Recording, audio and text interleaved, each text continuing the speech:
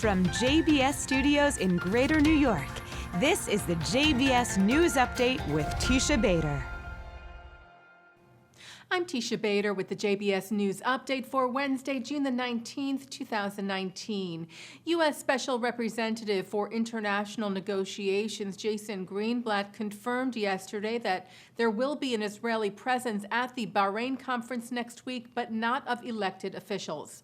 Greenblatt told Israel's Channel 12 News to depoliticize the issue. We have decided to not have the Israeli government there and just have the Israeli private sector there, adding that Israeli officials will be brought in at a later point and will be very helpful in the ideas that are generated and will improve them as well. Greenblatt also responded to the issue of Israel possibly annexing parts of the West Bank. He said, "I don't think anyone should make unilateral moves until we at least reveal the plan," referring there to the U.S. peace plan.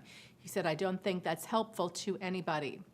Meanwhile, European Union Foreign Policy Chief Federica Mogherini met in Washington yesterday with senior White House advisor Jared Kushner, as well as with U.S. Secretary of State Mike Pompeo, about the yet-to-be-unveiled U.S. peace plan and the upcoming Bahrain conference. The EU will send a representative to Bahrain, and Mogherini stressed that it was committed to a political solution for the Palestinians, and that they would support the U.S. plan as long as it includes a commitment to a negotiated two-state solution and agreed international parameters. Police in Berlin are looking into an assault on a Jewish American tourist that appears to have been motivated by anti-Semitism. Police said the unnamed 23-year-old was at a park around 9 o'clock in the Steglitz district of the city when three men attacked him, saying the man was beaten up because of his Jewish faith. U.S. anti-Semitism envoy Ilan Carr told a gathering in Jerusalem today that in light of the rise of anti-Semitism, measures needed to be taken. In an interview at the Global Coalition for Israel conference, Carr said, "We live in a time of danger. Any synagogue, every JCC should have guards. God willing," he said, "may they never be needed, but they should be there." The FBI and the U.S. Department of Homeland Security hosted a dialogue yesterday between law enforcement and leaders of Jewish, Muslim, and Christian groups to discuss preventing hate crimes targeting religious institutions. The meeting was held at FBI headquarters in Washington, and while the FBI has held similar sit-downs with Jewish groups, this is reportedly the first such meeting that included leaders from a number of faiths.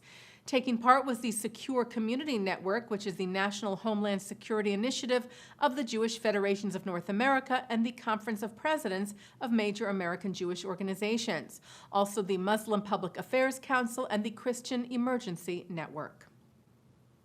A new online campaign is urging citizens of Poland to help find and return Jewish property stolen during the Holocaust.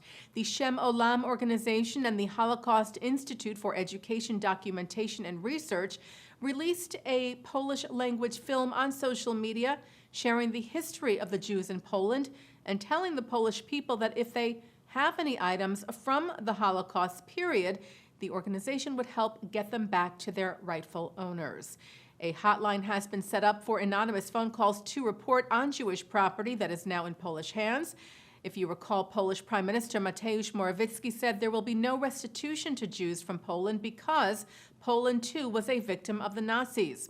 Ynet reports that the campaign has received a number of anti-Semitic posts, but no phone calls regarding Jewish property as of yet. Well, for the first time, an Israeli fencer won a European championship. 24-year-old Yuval Freilich won the gold yesterday in the European Fencing Championship in Dusseldorf, Germany. Freilich, who is the son of Australian immigrants to Israel, has been fencing since he was 5. He shared his excitement about winning the competition. How do you feel? It's the most incredible feeling. Really, it was a fantastic day. Everything connected, the fencing, the energy, the feeling, it just all came together, and this is what came out. Amazing, really unbelievable feeling. A watchtower dating back to the First Temple period was discovered by IDF paratroopers during an archaeological dig near their base in southern Israel.